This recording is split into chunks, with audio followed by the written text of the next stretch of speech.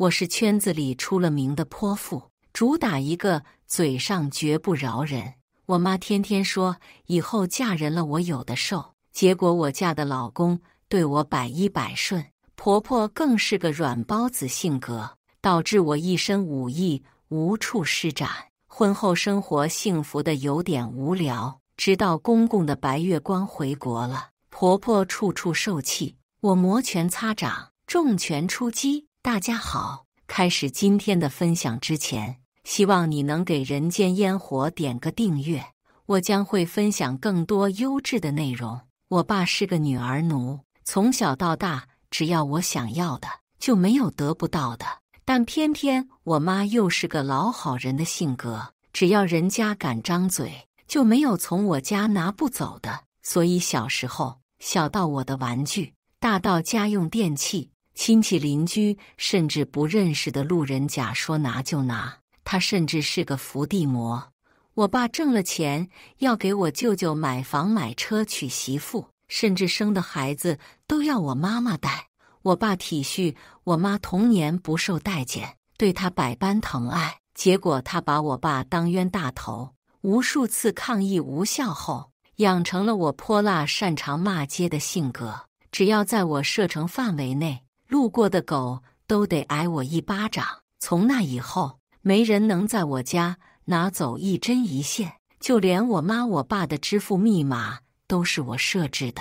柔弱无骨的我妈躺在我爸爸怀里哭唧唧，这孩子连分享都不会，以后步入社会了可怎么办啊？我一个白眼翻过去，你这么会分享，怎么不把你老公分享出去啊？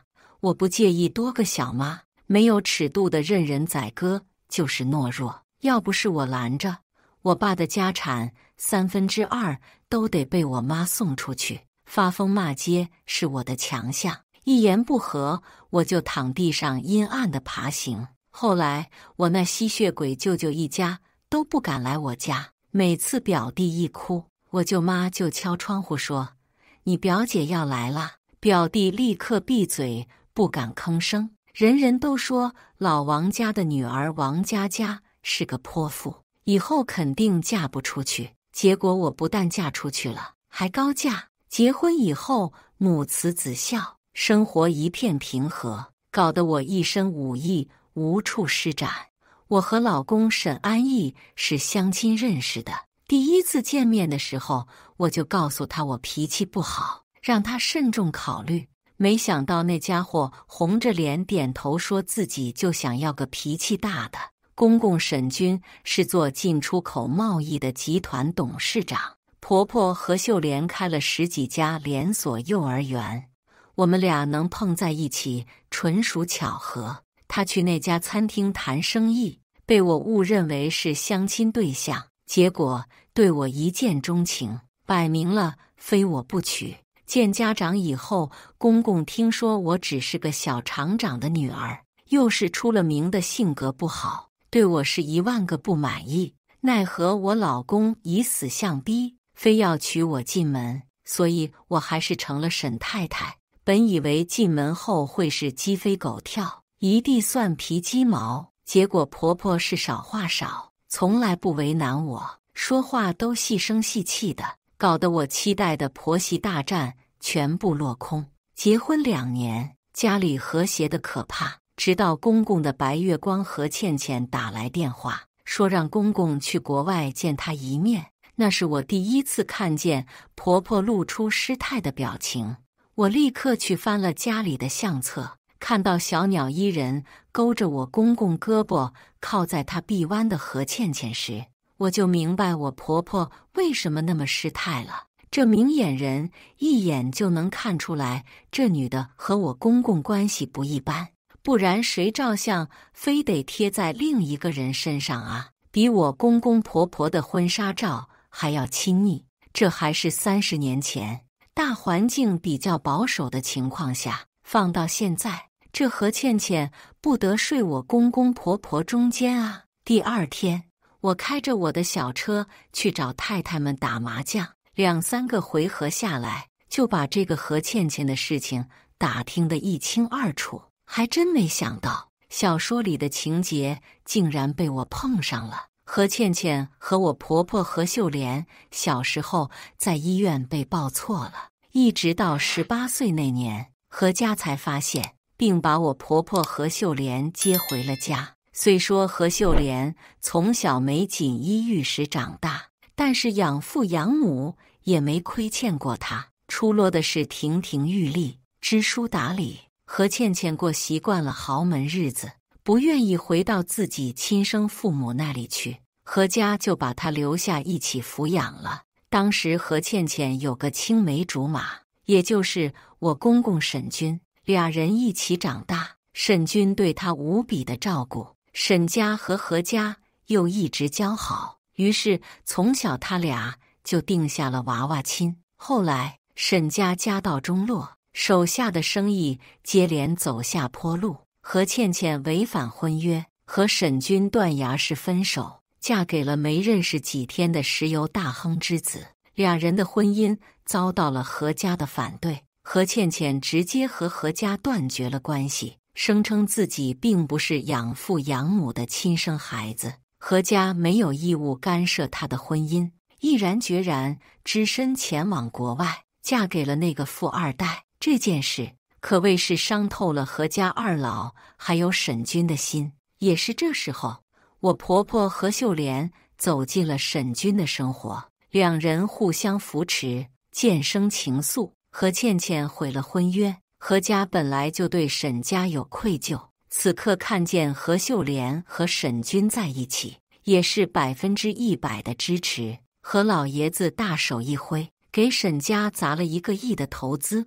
有了资金支持，沈军放手一搏，最终力挽狂澜，和我婆婆一起又把沈家的生意做得风生水起。后来俩人也就顺理成章地结了婚，生了娃。婚礼前期，沈军还给何倩倩发了邀请函，可何倩倩那边毫无回应，婚礼当天也没来。婚后，沈军和我婆婆相敬如宾，日子过得平淡，倒也幸福。但是整个家除了我，谁都知道何倩倩是沈军的白月光，谁都不能提，一提就发脾气。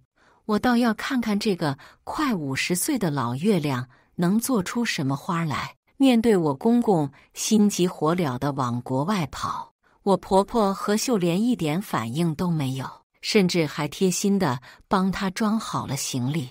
只是在公公走后，一个人在卧室里偷偷地抹眼泪。我甩着我的小包包，推开了婆婆卧室的门。妈妈去做美甲吗？超级长，能戳死人的那种。何秀莲赶紧抹了抹眼泪，恢复好神色后，过来和我说话：“佳佳，你去吧，妈妈给你拿钱。你要是觉得一直出去做美甲不太方便的话，就请个美甲师来家里吧，我报销。”看着婆婆递过来的信用卡，我真想抱住她大喊一声亲妈。正想伸手的时候，眼角余光瞄到婆婆的手机屏幕，赫然发现竟然是在看何倩倩的朋友圈。妈妈，给我看看呗。何秀莲长长的叹了一口气，把手机递给了我。不看不知道，一看吓一跳。何倩倩竟然明目张胆地把自己和我公公沈军的自拍照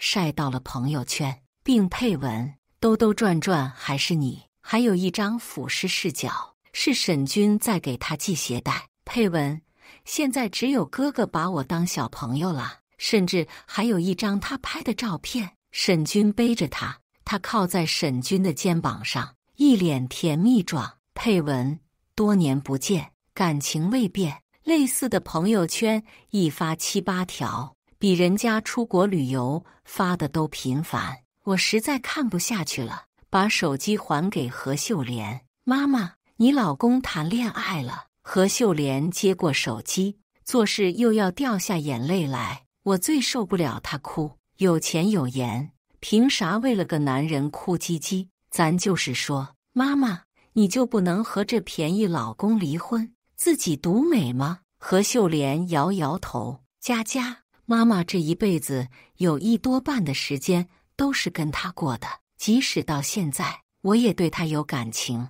不然也不会这么难过。算了，佳佳，你快去逛街吧，别被这些糟心事影响心情。喜欢啥样的金子你就买，都刷妈妈的卡。天了噜，这哪是婆婆呀，这简直是财神爷！我接过何秀莲给的5张卡，稳稳揣进兜里，收人钱财，替人办事。我还是替他收拾收拾老腮帮子吧，不就是个老绿茶吗？妈妈您放心，交给我处理。没过几天，公公就从国外回来了。我和婆婆一起看着他进院子，左边被何倩倩挽着胳膊，右边还牵了个小女孩。何倩倩一身白色修身旗袍，脖子上是闪闪发光的珠宝，不知道是不是故意的。沈君也穿了一身白色的西装，连带着那个小女孩都是白色公主裙。不知情的人还以为是一家3口在这穿亲子装呢。我撸起袖子准备猎杀。哟，这就是何阿姨吧？欢迎欢迎。这是怎么了？脚断了？快让我这个小辈扶着你，看我出来。公公立刻抽回了被何倩倩挽着的手。倩倩，这是王佳佳，是我儿媳妇。何倩倩一脸看不出想法的表情，朝我礼貌地伸出手。你好，不过为什么说我脚断了？我没去握那只手。一脸惊讶地捂着嘴。哎呦，脚没断，为什么扶着别人老公的胳膊呀？啊，不会吧，不会吧，何阿姨，你该不会是故意的吧？哦莫，难道你这次回来就是为了抢别人老公的吗？没想到我一上来就拉了个大的。何倩倩一时没防备，转瞬之间她就红了眼圈，做事要往沈君身上靠。我直接挤走公公，稳稳当当的给了何倩倩一个肩膀。阿姨，我开玩笑的啦，你看你破防了吧？看不惯我一连串的阴阳怪气，沈君直接冲我吼道：王佳佳，你干什么？你和阿姨初来乍到，你说的这都是什么话？我看你平时就是被我儿子惯坏了，快点给你阿姨道歉。眼看他就要说出更多屁话来，我抢先开了口：阿姨呀，我就是一个小厂长的女儿，没文化没素质，平时就喜欢胡说八道。您大人有大量，应该不会和我一个小孩计较的吧？看我服软这么快，反倒是堵上了何倩倩的嘴。沈君指着我你呀你呀了半天，一个屁也没崩出来。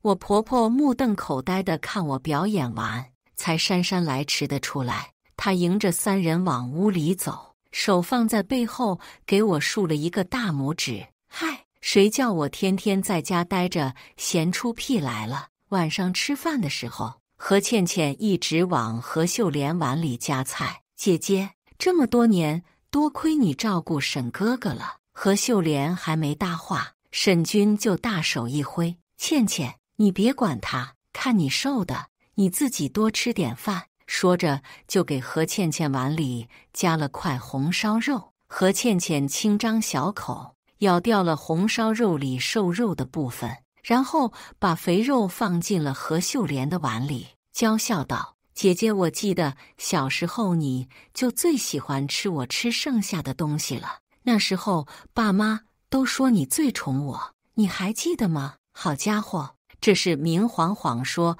何秀莲和沈君在一起是捡了他何倩倩不要的。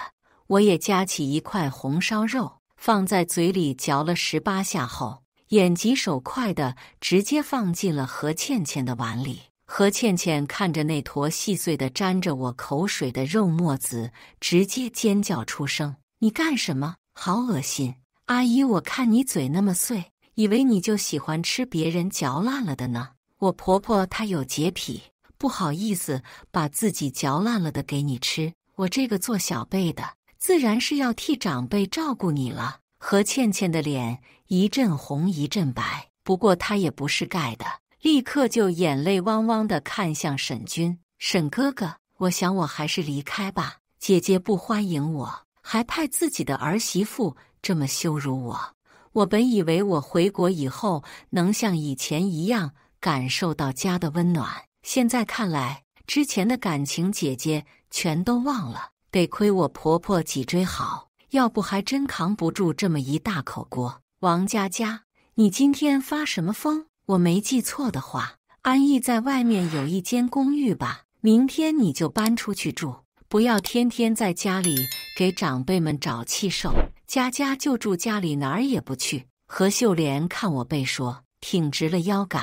她是我儿子明媒正娶回来的媳妇，是我女儿，你要赶她走，干脆就连我一起赶走好了，免得影响你和你的旧情人相聚。沈君没想到一向好脾气的何秀莲能这样对他说话，气得咬牙切齿。那边何倩倩倒是反应快，眨巴两下眼睛就掉下泪来。她女儿也坐旁边抱着她哭。姐姐，你这话是什么意思？咱们这么多年的感情了，你未免也太敏感了，把我想成什么人了？我嫁出去这么多年，遭受那些不好的事情，你是一点也不问，回来就误会我？难道我和倩倩这辈子就注定要一直被人欺辱吗？几句话颠倒黑白，给何秀莲气得上气不接下气。我往后撤了一步，大胆开麦：这位阿姨，据我所知，你结婚那年就跟何家断了关系吧？那就别在这姐姐长姐姐短的。就算你真要叫我妈姐姐，那你就应该叫我公公姐夫。这一边哥哥一边姐姐的，还说人家太敏感，少喝点绿茶，多给自己积点口德吧。住口！沈君大怒，一气之下掀翻了桌子。你怎么跟长辈说话的？有素质有道德的长辈才值得人尊重，没道德少教的那叫老腮帮子。爸，你都活了50多年了，还看不清谁把你当宝贝，谁把你当嘴里那块烂肉啊？我当初就不该让沈安逸娶你进门，你这个泼妇！沈君气得不行，扬起了手，做事要打我。不知道沈安逸什么时候回的家，他挡住了沈君要扇下来的手。你说谁是泼妇？沈安逸最近加班很严重，每天都忙到半夜才能回家。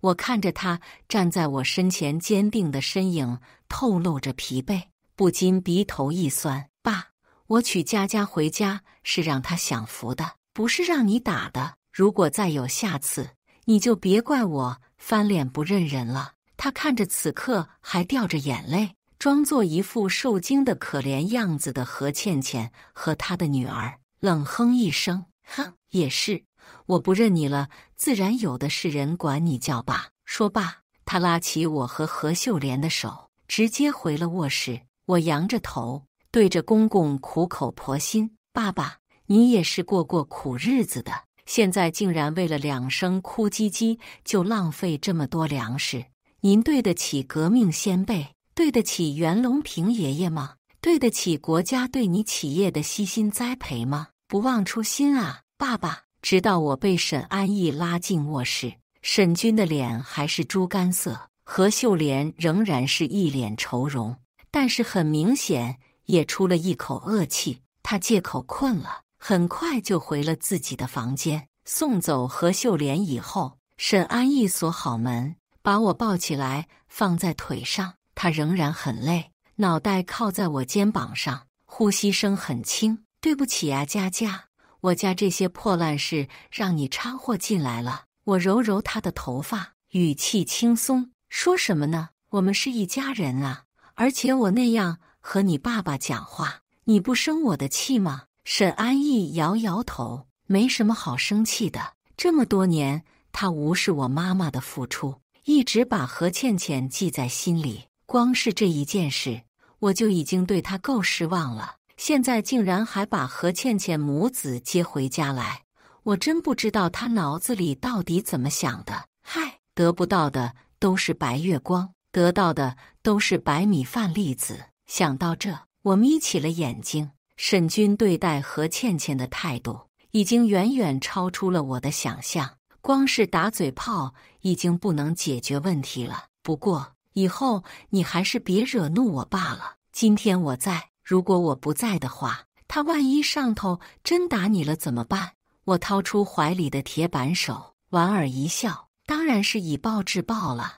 我会让他知道什么是真正的泼妇，还会把他送上热搜，用舆论逼他退位，让你坐上沈氏集团董事长的位置。沈安逸被我一本正经谋划的样子逗笑，他的吻落在我的耳朵上。我从来不会在沈安逸面前遮掩我自己的算计，他知道我无论如何都不会吃亏，就算被外面的野狗咬了，也肯定要趴对方身上啃下一块肉来。他说，就是喜欢我这种无论何时都把自己的感受放在第一位的人。只有自己先爱自己，别人才会来爱你。经昨天一战，何倩倩对我的战斗力也有了一些了解。第二天早早的就和沈军出了门，沈安逸也一早去公司忙了，所以早饭桌上就只剩下我和婆婆。何秀莲郁郁寡欢地吃着早饭，一勺粥三个叹气：妈妈，我公公到底有什么好的，能让你这么死心塌地对他好？何秀莲吸吸鼻子，给我讲起了以前的事情。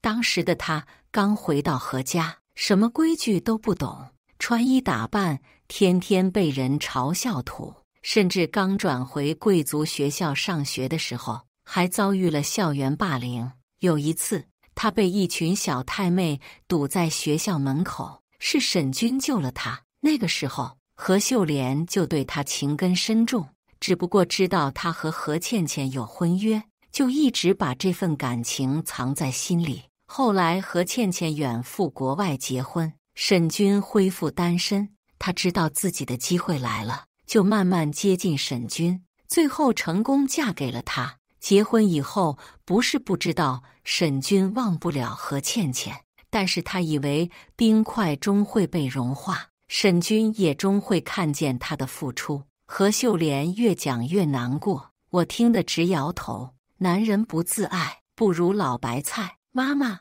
女人可以恋爱脑，但是不能活大半辈子了还是恋爱脑。你睁开眼睛看看，多少8块腹肌黑皮男大跪着求你这样的富婆姐姐，为啥非得在一棵树上吊死？何秀莲被我做作的语气逗笑，连带着语气都轻松了起来。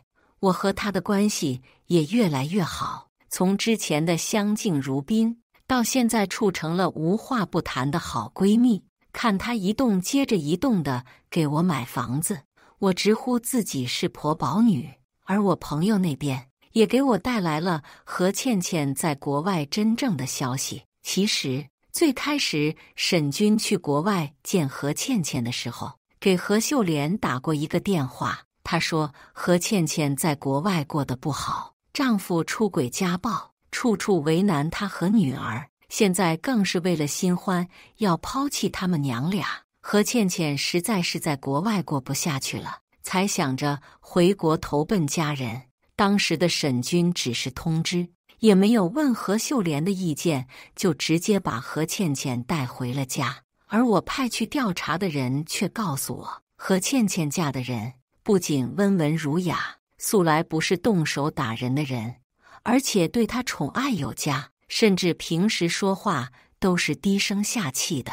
但是何倩倩嫁过去以后，才发现自己的老公竟然是石油大亨的私生子，并不是未来家族企业真正的接班人。不仅无权无势，还不争不抢，一心只在自己的学术研究上，根本不想要家里的产业。觉得自己老公没了指望的何倩倩，转身就爬上了自己70岁公公的床，还给自己老公生了个同父异母的妹妹。兔子急了还会咬人呢。再老实的人也有被逼急的一天，她老公直接提出了离婚。何倩倩本以为自己能母凭子贵，摇身一变变成真正石油大亨的妻子，结果发现给公公生了孩子的女人数不胜数，自己根本就排不上号。她和女儿被公公安置在外面的一处房子里，说是安置，实则软禁，目的就是不想让她出去乱说，毁了自己岌岌可危的名声。直到半年前，石油大亨去世，他才被放出来，而当时的他早就已经臭名远扬，成了圈子里一大笑话。于是在国外绝无翻身机会的他，想到了还在国内对他念念不忘的沈军。一番作戏下，他成功被接回了国内。我想都没想，直接把查来的资料一股脑地发给了何秀莲，示意他可以把这些发给我那便宜公公看，从而戳穿何倩倩的谎言。何秀莲直接给我打来电话：佳佳，谢谢你，但是这些我已经决定不发给沈军了。为什么呀？妈妈，这可是很好的扳倒何倩倩的证据。沈军管着家里那么多产业，你觉得他没能力查到这些吗？不过是借坡下驴，假装不知道罢了。也是，一个愿打，一个愿挨，两人一路货色。我一转语气：去酒吧吗？妈妈，全是帅哥的那种，说走就走。我开着我的敞篷小车，拉着婆婆直奔酒吧。何秀莲第一次来这种场所，许是有我陪着，玩得很开心，喝了很多酒，拉着我絮絮叨叨说了很多话，说到难过的时候还掉了眼泪。哭吧哭吧，把脑子里的水哭出来就好了。待婆婆一夜潇洒的坏处就是，我俩勾肩搭背，走得歪七扭八回家的时候，碰见了我刚加班回来的老公沈安逸。他看见我俩，一脸怒容。安置好婆婆后，沈安逸把我拽进了卧室，看见她紧皱着的眉头，我伸手帮她舒展开，结果却被她禁锢住了双手，按在墙上。王佳佳，你现在胆子是越来越大了，竟然敢带着我妈去酒吧。我的酒劲儿还没过，迷迷糊糊间只想摆脱她，上床睡觉。你不懂，多看看帅哥才能忘掉旧爱，不见多识广，又怎么展望未来？沈安逸的眉头越皱越深。那我算你的新欢还是旧爱？你现在见多识广了，是要离开我奔赴未来了吗？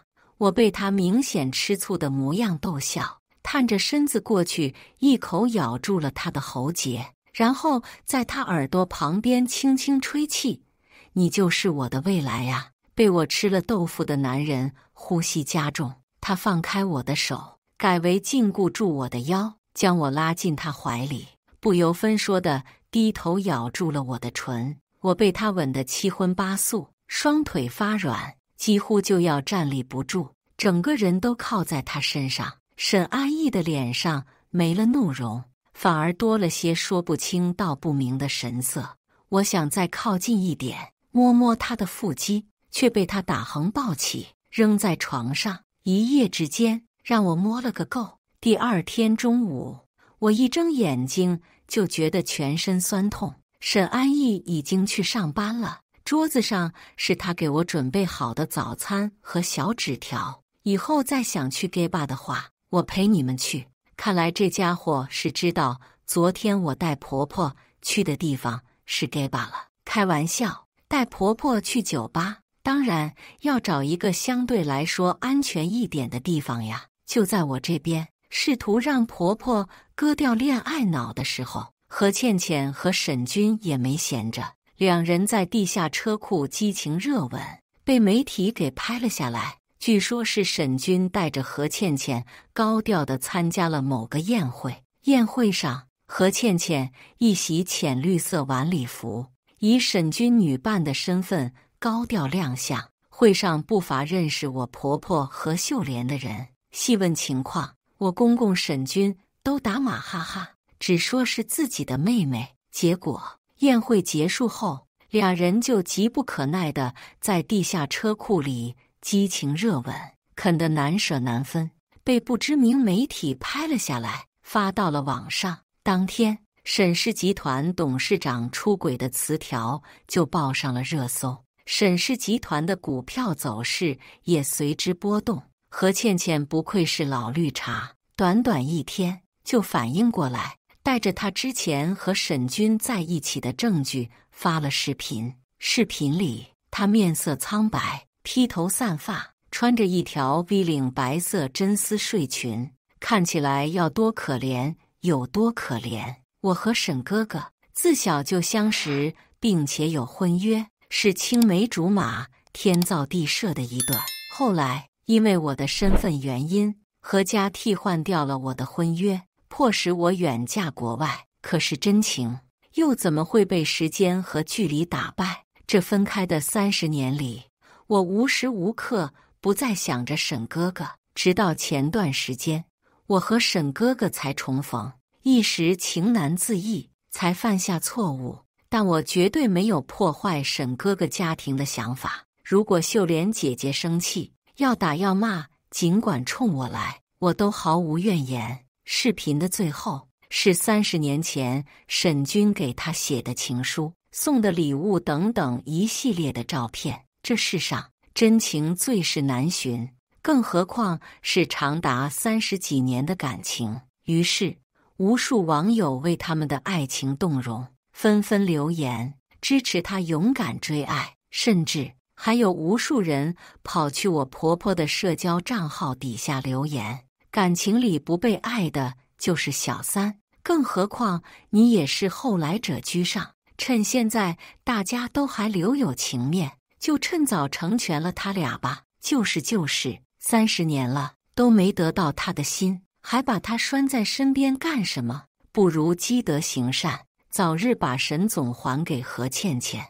一时之间舆论铺天盖地，就连我婆婆幼儿园的官方账号下都有人恶意诋毁，甚至还有人造黄谣，说我婆婆在外面包养了个男大学生。这种口说无凭的话底下竟然有人相信，纷纷站队指责我婆婆何秀莲道德低下。既然对方已经开火，那就战场上见吧。我找到何秀莲，和她商议过后，决定以她的名义召开一次家族会议。会议邀请了何秀莲的爸爸妈妈，以及沈军的爸爸妈妈，也就是沈安逸的爷爷奶奶，还有7大姑8大姨、3叔2舅，以及各位表哥。因为沈氏集团是家族企业，所以在座的大部分都是在沈氏集团的高层或者持有股份者，所以这次也算是沈氏集团的股东大会。当然，沈军和何倩倩也在邀请名单里。会议开始20分钟后，沈军才拉着何倩倩姗姗来迟。他左手牵着何倩倩的女儿，右手拉着何倩倩，3人又是一身亲子装，看着十分耀眼。何老爷子看见沈军来，冷哼一声，用拐杖重重敲击了下地面。看见何倩倩，则是满脸失望，唉声叹气。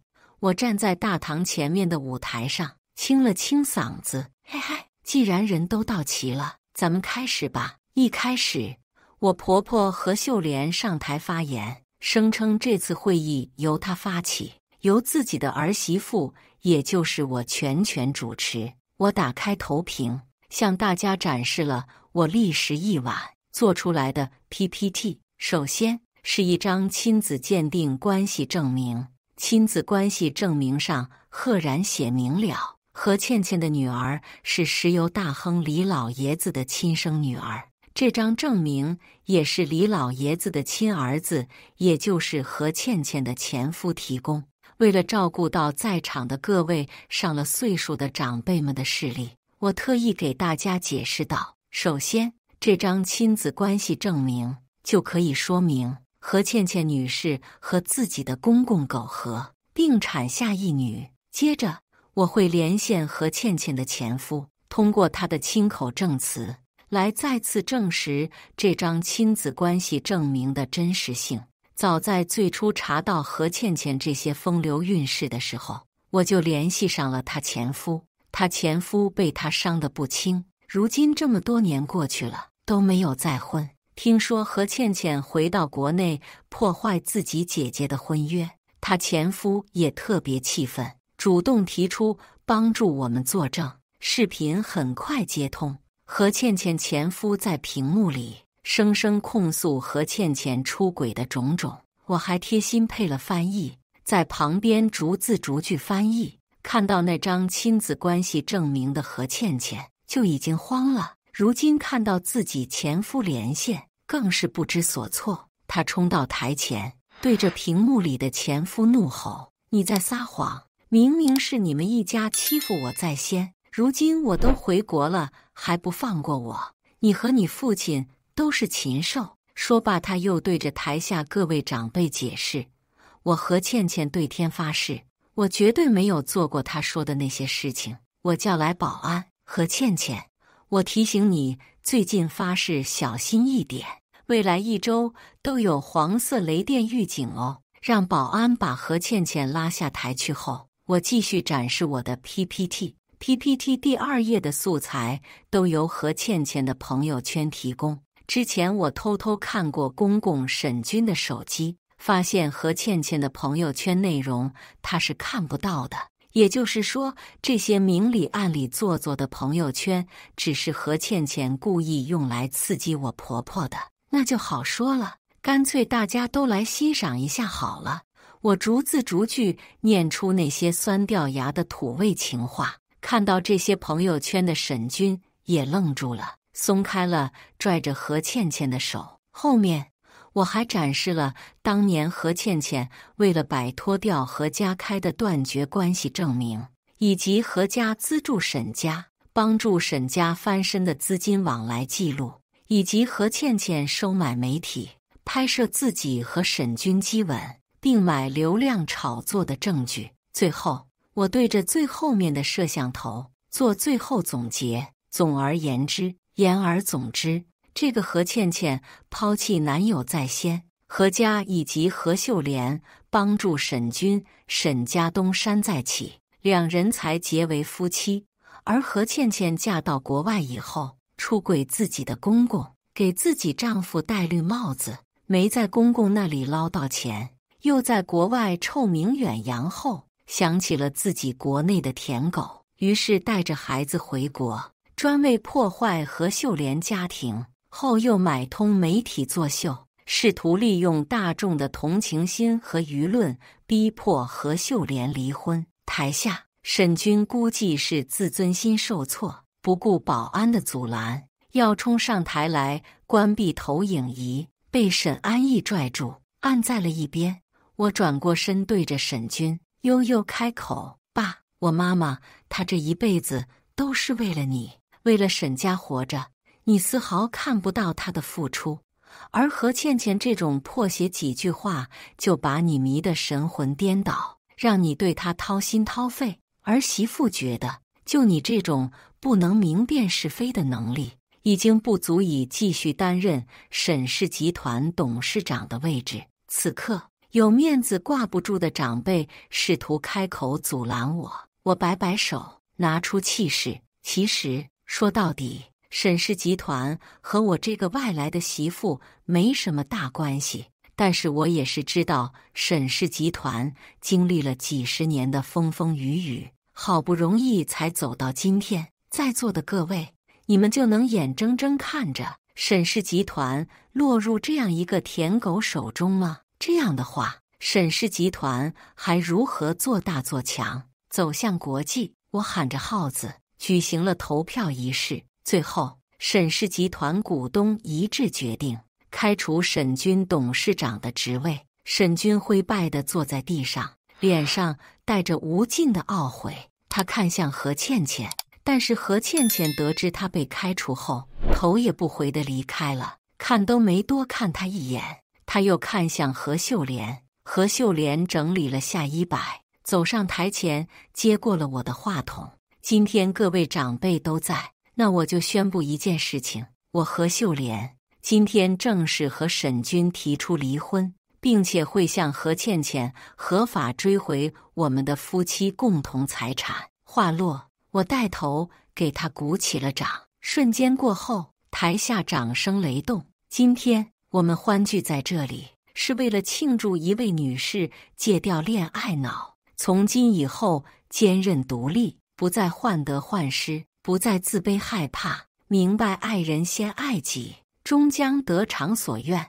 我们的家族会议全程直播，当然，为了保护各位长辈们，摄像机只能拍到台上，无数网友吃瓜群众目睹了这场直播。之前被何倩倩当枪使的网友得知真相，都崩溃了。一时之间，舆论反转，何倩倩的社交账号被举报到直接封号。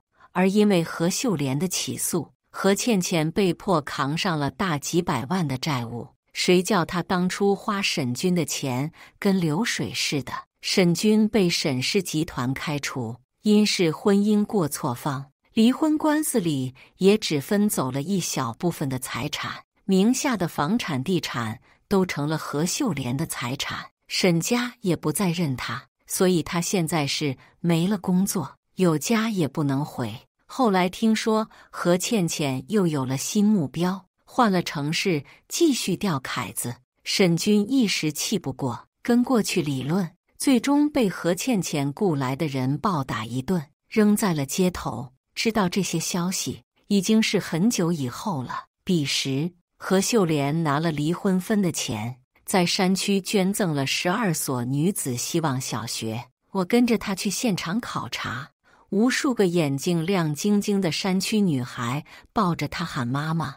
我看着那些稚嫩的脸庞，不禁也跟着潸然泪下。为了何秀莲女士重启人生，也为了这些孩子们有了人生新的希望。以上就是今天分享的故事，大家有什么想说的、想吐槽的，欢迎在下方评论交流。也更希望能给人间烟火点个订阅，我将会分享更多优质的故事内容。